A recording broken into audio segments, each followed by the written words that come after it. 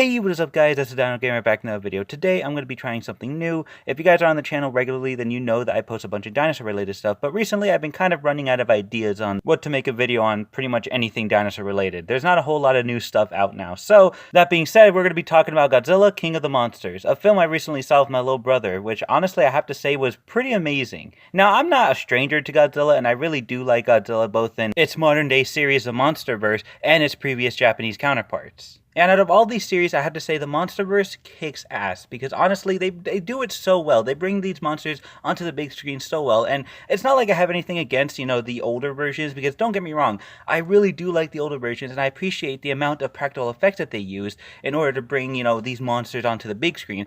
And because we're living in a more modern time with a new audience, obviously the standards for special effects are going to be a lot higher. And using practical effect would probably make this film look more dated rather than improved, so instead of using practical effects, they resort to CGI, which is not a bad thing. If used right, CGI can make the creatures look amazing and realistic, which is pretty much what we get for these, Godzilla movies. And I have to say, the designs for the monsters look great. You could tell that they worked really hard and put so much effort into trying to make the monsters look more updated and improved and more fit for a modern movie, and I have to say they did it so well. And I have to say, the movie overall, despite being a sequel to the 2014 Godzilla, is a massive improvement from the 2014 Godzilla.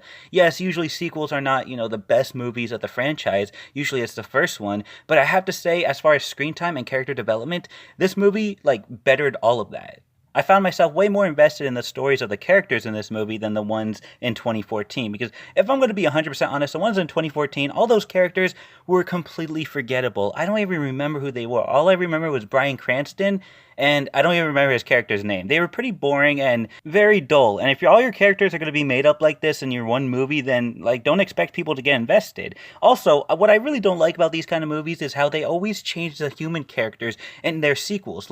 How am I supposed to get invested into these characters' stories if you're not even going to bring them back in the sequels of your very obvious movie series? Because let's face it, it's Godzilla. There's obviously going to be more than one movie about it. So if you know there's going to be multiple movies in this very obvious series, then maybe you should put certain characters under a contract to return. But no, they decided to change it and keep the characters generic, boring, and dull, which is something I completely hate about these movie series. But it's like I said, Godzilla King of the Monsters totally improved all of this by adding in characters I actually liked. And at first I was very skeptical when I heard that Vera Farmiga and Millie Bobby Brown were going to be a part of this new Godzilla sequel, because I don't know if it's just me, but I just feel like certain people are meant for certain movies, and this didn't seem like a perfect fit for these couple of actors. But I have to admit they proved me wrong, because they did a pretty good job playing as their characters, Emma, played by Vera Farmiga, and Madison, played by Millie Bobby Brown. And out of the rest of the characters in the movie, the only one that truly bothered me was Mark, played by Kyle Chandler. Because there's a point in the beginning of the movie where we go back to the events of 2014, where Mark, who is the ex-husband of Emma and the father of Madison, is trying to find his older son, Andrew,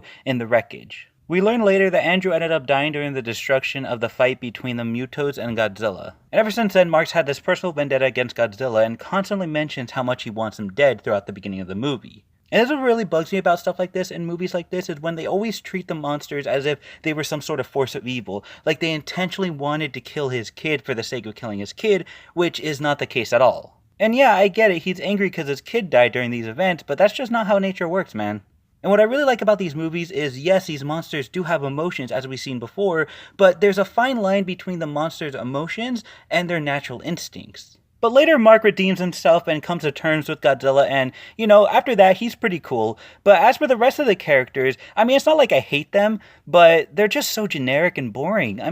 There's quite a few of them, but the ones I could think of off the top of my head is Colonel Foster, Rick, Sam, and Dr. Serizawa. And, there's nothing wrong with these characters, but just, again, they're very typical. Even Dr. Serizawa, who I actually really like as a character, he's the only recurring character that we've seen so far, and honestly, even if we've only seen him in 2 films, he's amazing, and I really like his relationship with Godzilla, which is not really a relationship. He treats Godzilla as if he was an actual, being, a living thing, unlike the rest of the people, in the movie. And that's just, I gotta respect that. Even as a character like that, he's still pretty typical, which makes me very sad to say, but I'm trying to be unbiased here, okay? Anyways, the rest of the characters, Sam is just your typical awkward guy, Rick is a smartass, and Colonel Foster is the Colonel, so she's kind of a hard ass. And there were many other characters whom I didn't bother learning the names of because, they're boring. They don't matter that much to the story. The story can continue on without them if it really needed to. And it pretty much proves a lot of people's points that when it comes to these monster movies, pretty much everybody only really cares about the monsters themselves and not really the human characters. The human characters are just kind of there to keep the plot going or for comedic effect. But either way, the characters in this movie are a huge improvement from the ones in 2014. That's all I gotta say about it. I know I keep saying it, and I'm going to continue saying it, but Godzilla King of the Monsters is so much better than the Godzilla 2014 movie, mainly because it pays homage to the previous Godzilla series a lot better than the 2014 Godzilla. Because not only do they bring back Titans from the original Godzilla series, including Kumonga and a little bit of Kong, and constantly mentioning Skull Island and showing clips of Kong teasing the 2020 Godzilla vs. Kong, but they had a remastered version of the original Godzilla theme, which was so amazing. It made me wonder, why didn't they play that for the 2014 Godzilla? I feel like that would have made the movie a whole lot better, but it was just amazing to me how they didn't, and they decided to wait for King of the Monsters in order to bring it back, and honestly, I could not be happier. And with this music playing over the epic fight scenes of this movie, it definitely just improved the film overall, and I have to say, it's great that they're, paying more homage to the previous Godzilla series, because that makes me hopeful for more things in the future that could be coming that were in the previous Godzilla series. So, maybe they're trying to tell us something here. Obviously, there's going to be a lot more added into the, the Monsterverse, because, this is just the beginning. This is only the third movie into the Monsterverse, and, there's just going to be so much more stuff, and it just has me so excited, and I can't wait. And speaking of the monsters themselves, I have to say the screen time for all of these, Titans was a lot more improved in this movie, once again, than the 2014 Godzilla. Because from what I heard, in the 2014 Godzilla, we only had like 14 minutes worth of, I'm not sure if it was just Godzilla or all the monsters total, but either way, that's kind of disappointing. And it's fairly obvious that the screen time of these monsters was definitely going to be improved, because let's face it, there's like 4 monsters, including, the 17 that Serizawa mentioned in the trailers, which, spoiler alert, we don't get to see all of them. We get to see a few of them, which, is exciting, it's better than nothing, but don't get your hopes up for, a huge monster mashup in the end, because trust me, it's just not going to happen. Of course not in this movie. But nonetheless, it's very exciting, and of the screen time, we actually got a decent amount of fight scenes. While the fight scenes did feel a little bit repetitive, at the same time, they offered new things. Stuff like Godzilla running, choke slamming Ghidorah, and burning Godzilla. I mean, Jesus Christ, that's awesome. And yes, all of these are small details, all except burning Godzilla, of course. I mean, that's a pretty big detail right there. But all these small details go a very long way. And my only complaint about the monster screen time, which is not that much actually, because I feel like all these monsters got an appropriate screen time, all except for Mothra. And yes, I know we did see Mothra as, a larva in the beginning of the movie, to her transformation at the end. But what really sucks is the fact that King Ghidorah actually killed Mothra, so we don't even get to see her even after this movie because she's dead, which is terrible. Especially since after you find out she died, you realize, wow, she got a really crappy screen time because she barely got anything. She really came at the end, and that was about it. I mean, that was it for Mothra. I was in so much disbelief that towards the end of the movie, I was wondering, yo, where's Mothra? Oh my god, did she actually die? And she didn't die in vain. She died for a good cause. She ended up sacrificing her life, because as you guys know, these monsters are the size that they are with the abilities that they have because they fed on natural radiation within the earth. So basically, their bodies are made up of this radiation, and because Godzilla was pretty much at his, last stand with King Ghidorah and about to die, Mothra ends up, sacrificing her life by letting Ghidorah kill her, basically sprinkling all of that radiation that she had in her body over a fallen Godzilla, which gives him the power to heal his wounds and give him the proper regeneration to get back up and defeat King Ghidorah once and for all. So, I mean, at least she died for a good cause? I don't know. I still really want her back. This sucks because she was the one I was really looking forward to in this movie the most out of all these monsters.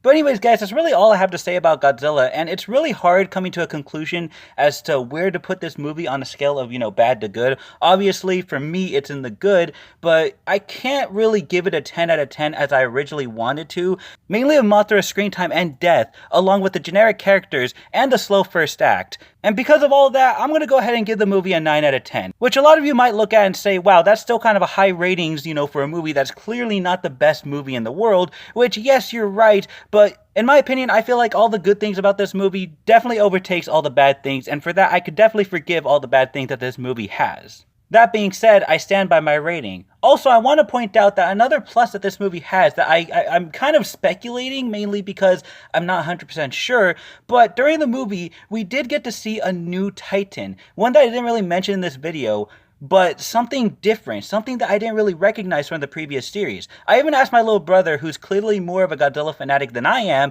and even he didn't know what this mysterious Titan was. So that leads me to think that maybe, just maybe, the directors of, the whole MonsterVerse series are coming up with their own original monsters, which, wouldn't be a bad thing. A lot of people that, I know watch these kind of movies do complain that, they want something original. They're tired of all these remakes that are coming out, and they really want something different. So maybe this is, the director's way of saying that there will be some different things by bringing in newer monsters to the screen, maybe new threats, new, I don't know, just new anything. This isn't the, older version of Godzilla. They want to bring in, their own material along with, paying homage to the previous, Godzilla series. So I can understand that they want to bring in new creatures. Okay, so I just looked it up. So apparently this new creature that is in Godzilla King of the Monsters is called Behemoth, and it is a new creature. According to the fandom, which there isn't a whole lot on because, again, this creature is new, therefore there isn't any information on it, its first appearance is on Godzilla King of the Monsters. So yes, this is a little bit of a speculation, even though it's supposed to be a review, but hey, that just shows how, at least the American version is trying to be somewhat original. So, that's another plus that this movie gets, and that's why I give it a 9 out of 10. But anyways, guys, that was pretty much it for this Godzilla King of the Monsters review. I hope you enjoyed it, and if you did, then be sure to leave a like and subscribe. Yes, I know this was something completely random and different for my channel, because again, as you guys know, if you come regularly to the channel, then I just post a bunch of dinosaur stuff, so this was pretty different from what I usually do. And despite that, I just really hope you enjoyed this, and if you did, again, leave a like and subscribe, and that's really all I have to say for now, guys. Thank you so much for watching, and please, have a nice day.